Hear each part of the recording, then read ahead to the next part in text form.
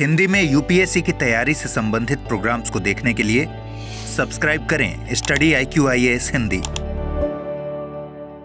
दोस्तों, हम सबको पता है कि हरिद्वार का महत्व तीर्थाटन की दृष्टि से कितना ज्यादा है ना। अर्धकुंभ लगता है, महाकुंभ लगता है, और हम सब ने देखा कि आज भी बड़ा महत्व है। खासकर अगर हिंदू श्रद्धा की बात करें तो विगत कुछ दिनों से एक बात जो लगातार चर्चा में है, आपने उसको द हिंदू, इंडियन एक्सप्रेस और तमाम न्यूज़ चैनल्स में भी देखा होगा।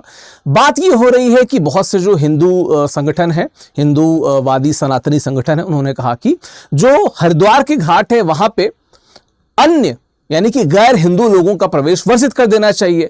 जो उत्तराखंड के मुख्यमंत्री हैं पुष्कर धामी जी, उन्होंने भी इस बात को कहीं ना कहीं अपने कई वक्तव्यों में कहा है। तो कुल मिला के आज हम इस पे बात करेंगे कि संवैधानिकता कितनी है। एक और बात, 1916 में एक समझौता हुआ था, उस समझौते की भी बात करेंगे, क्या हुआ था, क्या बातें हुई थी और रैशनल क्या है। जो लोग इस प्रतिबंध की, बैन की बात कर रहे हैं, उन्होंने तर्क क्या दिए हैं, उन तर्कों पे भी बात करेंगे। और क्या ये प्रथाएं भारत में या विश्व में कहीं और भी होती है, उस पर भी विस्तार से बात करेंगे। टेलीग्राम है मेरा, UP80 बाय विकास सिंह करके चैनल खुलेगा। जब आप ऑफिशियल विकास डालेंगे या स्कैन करेंगे तो जुड़ जाइएगा उससे।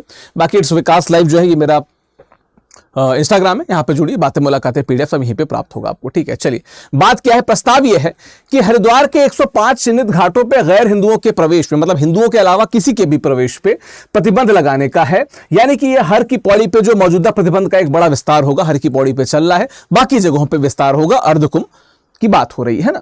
अब कौन कर रहा है? श्री गंगा सभा जैसे जो धार्मिक निकाय हैं, साधु संत और अखाड़ों द्वारा इसकी मांग की जा रही है। अभी क्यों? 2027 में अर्धकुंभ होने वाला है, उससे पहले ये चाहते हैं कि घाट पवित्र रहे, इस कारण इसकी बात हो रही है कि धार्मिक पवित्रता बनी रहे, इस कारण इस प्रकार की बातें हो रही है। वर्तमान स्थिति क्या है? अभी केवल एक प्रस्ताव है, कानून नहीं बना है, और इसी कानून पे बहुत बनना चाहिए या नहीं चाहिए, डिबेट बहुत ज्यादा हो रही है, बातें बहुत सारी हो रही है, इसी पर हम विस्तार से बात करेंगे। चलिए, 120 वर्ग किलोमीटर का क्षेत्र है। अगर आप ये मैप पे देखें तो यहां से लेके यहां तक ये पूरा 120 वर्ग किलोमीटर का क्षेत्र, जहां पे कुशा घाट है, ब्रह्मकुंड है, हरिद्वार है, इधर सप्तऋषि घाट, इधर हर की पौड़ी है ही। तो ये वो घाट हैं जो जहां पे 105 चिन्हित घाट हैं जो 120 किलोमीटर स्क्वायर में फैले हुए हैं, जहां पे अलग अलग जगहों पे बात की जा रही है कि समग्र रूप से 120 स्क्वायर किलोमीटर पे गैर हिंदुओं का प्रवेश वर्जित कर दिया जाए। इस पे बात हो रही है। प्रतिबंध कितना व्यापक होगा, आपने मैप में यहां पे देख लिया होगा कितना व्यापक होगा। ठीक है, चलिए हम बात करें तो क्या है इस मांग की ऐतिहासिक जड़ें कहां पे है। 1916 का एक अधिनियम नहीं, समझौता है। समझौता किसके किसके बीच में है? भारत रत्न पंडित मदन मोहन मालवीय और अंग्रेजों के बीच में, ब्रिटिशर्स के बीच में था। कि गंगा सभा के पहले अध्यक्ष थे और तत्कालीन ब्रिटिश सरकार के बीच में क्या हुआ था कि आपका मतलब जो हरिद्वार की पवित्रता है वो हिंदू तीर्थाटन के दृष्टि से, हिंदू धर्म के दृष्टि से बहुत महत्वपूर्ण है।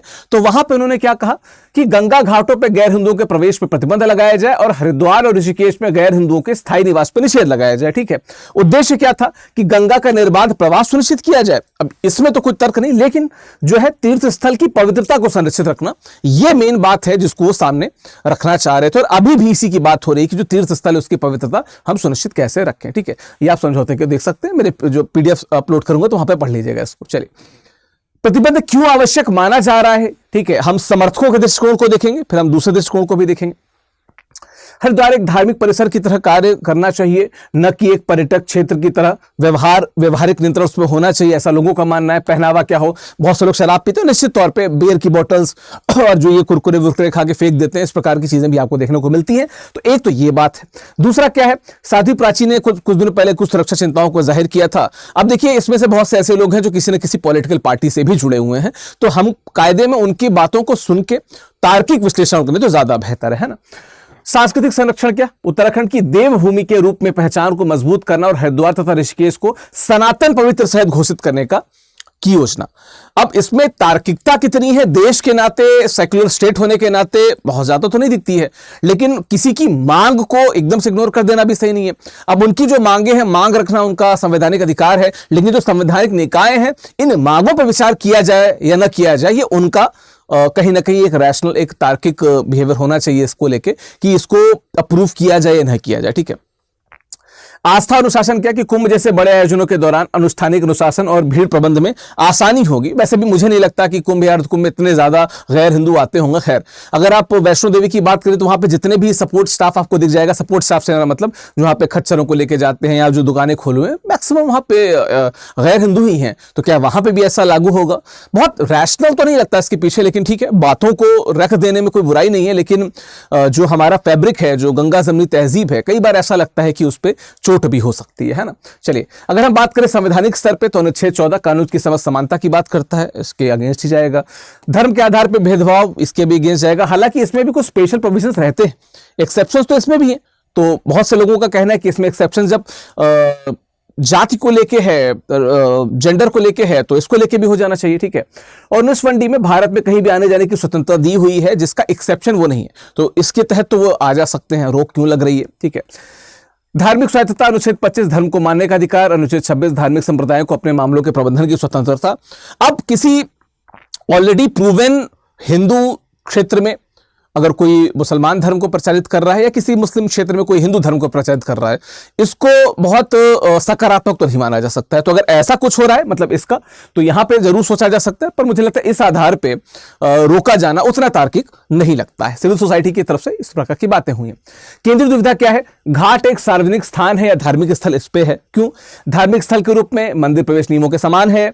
अनुष्ठानिक अनुशासन और आस्था संरक्षण के लिए क्या है? बहुत आवश्यक है। अनुच्छेद 26 धार्मिक निकायों को क्या करता है? अपने मामलों के प्रबंधन का अधिकार देता है। तो भाई हम तो कर ही सकते हैं, मतलब हमसे मेरा मतलब जो हिंदू धर्म या जो सनातनी जो संगठन है उनकी बात मैं कर रहा हूं, उनका क्या कहना है। वेंकटरमण देवरू मामले में इस बात को स्पष्ट कर दिया गया था कि जो भी धार्मिक संगठन है वो अपने क्षेत्रों को मैनेज कर सकते हैं। लेकिन ये मंदिरों या परिसर की बात है ना, समस्त 120 स्क्वायर किलोमीटर क्षेत्र जो कि सार्वजनिक क्षेत्र है, उसको कैसे मैनेज करेंगे, उस पर आपत्तियां उठ रही हैं। घाट सार्वजनिक बुनियादी ढांचा है जहां नदी बहती है। मंदिर एक नियंत्रित संस्था है जबकि घाट एक खुला स्थान है। एक विशाल सार्वजनिक स्थान पे कंबल प्रतिबंध असंवैधानिक है, ठीक है। कंबल मतलब ये ब्लैंकेट ब्लैंकेट क्या कहते हैं, जो रिस्ट्रिक्शंस होती हैं उसकी बात हो रहा है, वो कंबल आ गया है, तो ये हिंदी के साथ समस्या आ जाती है, ठीक है। यह धर्मनिरपेक्ष सिद्धांतों का उल्लंघन करता है निश्चित तौर पे, सेक्युलरिज्म, क्योंकि आप मंदिर में जरूर आप रिस्ट्रिक्ट कर सकते हैं, पर जो घाट है वो सार्वजनिक स्थान है, वो नदी वो सार्वजनिक स्थान का क्षेत्र है, वहां पे रिस्ट्रिक्शंस पे कहीं ना कहीं बातें जो है वो थोड़ी सी अलग डायरेक्शन में चली जाएंगी। प्रस्ताव का विरोध क्यों हो रहा है? 14, 15, 19 का स्पष्ट उल्लंघन है। 120 वर्ग किलोमीटर क्षेत्र में से कैसे लागू किया जाए? किसी धर्म की जांच कैसी होगी, एक बड़ा मुद्दा। आप कैसे टेस्ट करोगे? आप कोई ऐसा कार्ड लगा दोगे कि किसी ने थंब इंप्रेशन डाला और हो गया? इट्स नॉट दैट पॉसिबल, इतना आसानी से पॉसिबल नहीं लग रहा है। और क्या है? नाम पहनावे के आधार पर प्रोफाइलिंग को बढ़ावा देगा और समुदायों के बीच निश्चित तौर पे कटुता उत्पन्न होगी। मैं वही कहा कि जो एक फैब्रिक है, जो थिन फैब्रिक है, उसमें फटने की संभावना है। और गंगा सभा के पूर्व अध्यक्ष अशोक त्रिपाठी के अनुसार जो हिंदू धर्म की उदार छवि थी, ये उसके अगेंस्ट में है। हालांकि बहुत से लोगों का यह भी कहना है कि हिंदू धर्म उदार छवि के कारण बहुत पीछे जाता जा रहा है, अन्य धर्मों में तो ऐसा नहीं होता है। हमें ऐसा मानना चाहिए कि सर्वधर्म समभाव की बात हमारे ग्रंथों में कही गई है, वसुधैव कुटुंबकम की बात हमारे धर्म ग्रंथों में कही गई है, तो हमें उसको भी फॉलो करना चाहिए, ऐसा मेरा मानना है, ठीक है। चलिए, क्या है अब देखिए, हरिद्वार केवल एक धार्मिक केंद्र नहीं बल्कि एक प्रमुख घरेलू और विदेशी पर्यटन स्थल भी है। कोई अगर क्रिश्चियन आएगा तो आप उसके बारे में क्या कहेंगे, ठीक है। घाटों के पास स्थित होटल, गाइड, परिवहन सेवाएं और दुकानें प्रभावित होंगी, जिनसे सभी समुदाय के लोग शामिल हैं, उन पे उनके व्यवसाय पर असर पड़ेगा। आगंतुकों में भ्रम पैदा होगा, ठीक है, कि ये शहर की मेहमान नवाजी और जो एक प्रॉपर छवि है कि जहां पे हरिद्वार को बहुत ही पवित्र और हीलिंग स्टेशन माना जाता है, हिल स्टेशन नहीं हीलिंग स्टेशन, उस पर असर नहीं पड़ेगा। तो निश्चित तौर पे अर्थव्यवस्था और पर्यटन पे कहीं ना कहीं इसका असर पड़ेगा। और क्या बात है, बड़ी बात एक होगी कि प्रोफाइलिंग का खतरा नाम और वेशभूषा के आधार पर क्या है, लोगों को रोकने और पूछताछ करने की संभावना बढ़ जाएगी, ठीक है। दूसरा क्या है, प्रवर्तन का दुरुपयोग, शक्तियों का दुरुपयोग और स्थानीय स्तर पर जो तनाव है वो कहीं ना कहीं बढ़ेगा, which is not good thing, at least Bharat के पर्सपेक्टिव से, ठीक है। और क्या है, जो हमने कहा ना कि इंक्लूसिविटी, समावेशिता पे कहीं ना कहीं इसका असर पड़ेगा। और देखिए, लोकल लोगों की अगर बात करें तो उन्होंने तो ये कहा कि हम ये चाहते हैं कि हर प्रकार के लोग आए, हम इस बात को तय कर ले कि गैर कानूनी गतिविधियां ना हो, लेकिन अगर कोई अन्य धर्म का व्यक्ति भी उस क्षेत्र में आ रहा है उसे प्रतिबंधित ना किया जाए, रोका ना जाए, ठीक है। क्या है, अब अगर भारत में देखा जाए क्या ऐसी चीजें हैं, जगन्नाथपुरी सबरीमाला में प्रतिबंध है लेकिन मंदिर परिसर में क्षेत्र के लिए नहीं है ना, न कि पूरे शहर के सार्वजनिक घाटों पे है, ठीक है। मक्का, सऊदी अरब वगैरह में है, वहां पे गैर मुसलमानों के लिए प्रतिबंध है, लेकिन सऊदी अरब की संवैधानिक और राजनीतिक व्यवस्था भारत की धर्मनिरपेक्ष लोकतांत्रिक व्यवस्था से अलग है। वहां पे क्या है, अगर आप देखेंगे तो वहां पे राजशाही चलती है, हमारे यहाँ पे लोकतंत्र है, और वहां पे निश्चित तौर पे प्रतिबंध है। बहुत से लोग कह रहे हैं जैसे वहां पे वैसे यहां पे रखा जाना चाहिए। देखो, आई फॉर एन आई एक हमेशा अच्छा एग्जाम्पल नहीं हो सकता है, इसमें भी हमें सोचना होगा। ठीक है, निष्कर्ष क्या है, धर्मनिरपेक्ष लोकतंत्र में पूरे शहर के विशाल सार्वजनिक स्थान पे ऐसा जो ब्लैंकेट जो रिस्ट्रिक्शंस होता है इसको लगाना is not a good thing, ऐसा संविधान जो है वो कहता है भारत का। ठीक है, चलिए अब क्या है, पूर्ण प्रतिबंध क्या होगा। इस स्थिति में मामला निश्चित रूप से अदालत में जाएगा, जहां पे क्या है, संवैधानिक वैधता को चुनौती मिलेगी। नरम विनिमय क्या कि प्रवेश में प्रतिबंध के बजाय सभी के लिए एक आचार संहिता लगा दी जाए कि भाई इस प्रकार का ड्रेस पहन के जाइए, इसका ध्यान रखिए। ठीक है, केवल विशेष त्योहारों जैसे कि कुंभ प्रमुख स्थान दिनों में प्रतिबंध लागू करें, या जो जैसे तिथियां होती हैं, मकर संक्रांति, मौनी अमावस्या, बसंत पंचमी पे जो नहान होते हैं वहां पे एक ब्लैंकेट बैन लग जाए। ठीक है, अगला क्या है, प्रतीकात्मक घोषणा क्या कि हर किसी के प्रवेश प्रतिबंध के हरिद्वार को औपचारिक रूप से सनातन पवित्र घोषित कर दीजिए। देखिए, सनातन पवित्र घोषित करने में कोई बुराई नहीं है, बिल्कुल घोषित कर दीजिए, लेकिन आप ये भी देखिए कि वहां पे हर व्यक्ति इस अवस्था को सोच के नहीं आता है कि हम वहां पे आतंक ही फैला देंगे। तो कहीं ना कहीं जो चीज ट्रिगर नहीं हो रही है उसको ट्रिगर करने का अगर प्रयास होगा तो ये निश्चित तौर पर भारत के लिए बहुत अच्छा तो नहीं है। ठीक है, क्या हो सकता है, आस्था, विधान और समावेशिता में कहीं ना कहीं हमको एक जो संतुलन है वो खोजना होगा कि संतुलन किधर जाएगा। ठीक है, किसी एक पक्ष को सही या गलत ठहराने के बारे में नहीं, बल्कि आधुनिक भारत में जो धार्मिक भावनाएं हैं, संवैधानिक मूल्य है और सार्वजनिक पहुंच है, इनके बीच एक संतुलन बनाने की बात है, इस पर ही काम करना होगा। ठीक है, और निश्चित तौर पे अगर ये लागू हो जाता है तो एक प्रकार का धार्मिक तनाव तो वहां पे देखने को मिलेगा ही मिलेगा। ठीक है, तो प्रतिबंध बहुआयामी मुद्दा है। अपनी राय बनाते समय हमें क्या है, अगर आप उत्तर लिख रहे हैं तो यूनियन पब्लिक सर्विस कमीशन के स्टूडेंट्स हैं उनके लिए आज you should be very balance. ठीक है, संतुलित, तार्किक और संवैधानिक मूल्यों पर आधारित दृष्टिकोण आपको रखना होगा, और यही काम कहीं ना कहीं जो संवैधानिक निकाय हैं उनको भी करना होगा, तभी चीजें बेहतर दिशा में आगे बढ़ेंगे, वरना it is not a good way. ठीक है, it's not a good way, it's not going in a good way also. ठीक है, तो चलो इस पर देखेंगे। जो हमारे निर्माण बैचेस हैं, मैं आपको बताया कि जीएस फाउंडेशन P2I बैचेस हैं 2028 को जो टारगेटेड हैं या 27 को टारगेटेड हैं। आपको बता दूं कि 15 जनवरी को एडमिशन क्लोज हो रहा है, 15 जनवरी को एडमिशन क्लोज हो रहा है। इस दौरान अगर आप जुड़ना चाहते हैं तो you can use Vikas live code, maximum discount मिलेगा। हिंदी, इंग्लिश और इंग्लिश तीनों में ये बैचेस अवेलेबल हैं।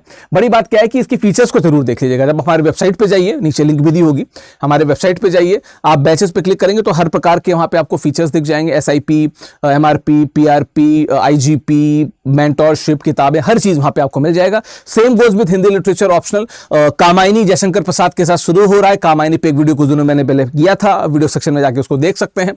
वहां पे आपको पता लग जाएगा कामायनी किस प्रकार का महाकाव्य है, और हिंदी साहित्य सबसे सफलतम वैकल्पिक विषय रहा स्टूडेंट के लिए। उससे भी जुड़ने के लिए आप स्टडी IQ की वेबसाइट पे जाइए और विकास लाइव कोड का प्रयोग कीजिएगा फॉर मैक्सिमम डिस्काउंट। बाकी इस PDF को अगर आप प्राप्त करना चाहते हो तो टेलीग्राम पे जुड़ जाइए, इंस्टाग्राम पे जुड़ जाइए। यहां पे PDF मिलेगा, यहां पे बातचीत हो जाएगी, बातचीत खैर यहां पे भी हो जाएगी, UPSC का डिस्कशन खैर यहीं पे होगा। अदरवाइज सोशल मीडिया लिंक ये भी है, स्कैन करिए, जुड़िए और इस मुद्दे पे अपनी राय जरूर बताइएगा। Thank you so very much, धन्यवाद।